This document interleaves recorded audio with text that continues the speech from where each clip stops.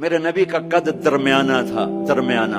لیکن بڑے سے بڑے قد والا جب آپ کے ساتھ کھڑا ہوتا تھا تو آپ کا قد اوپر ہو جاتا، اس کا نیچے ہو جاتا تھا۔ آپ کے چچا عباس کا اتنا بڑا قد تھا، عباس گھوڑے پہ بیٹھتے تو پاؤں زمین پہ لگ جاتے تھے، اتنا بڑا قد تھا۔ جب وہ میرے نبی کے ساتھ کھڑے ہوتے تو یوں ہو جاتے تھے، یہ عباس، یہ میرے نبی،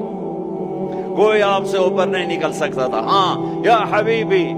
ابراہیم بھی تھک گئے، موسیٰ بھی تھک گئے، یوسف بھی تھک گئے، نوح بھی تھک گئے، شعیب بھی تھک گئے، صالح بھی تھک گئے، داؤد بھی تھک گئے، سلیمان بھی تھک گئے، یحییٰ بھی تھک گئے، زکریا بھی تھک گئے، یونس بھی تھک گئے، لوط بھی تھک گئے، صالح بھی تھک گئے، ہود بھی تھک گئے، ادریس بھی تھک گئے، آدم بھی تھک گئے، اور اسماعیل بھی تھک گئے، اسحاق بھی تھک گئے، یعقوب بھی تھک گئے، یوشع بھی تھک گئے، یوسف بھی تھک گئے، یہ سارے میرے نبی تھکے پڑے۔ اب تو میری تعریف لکھ،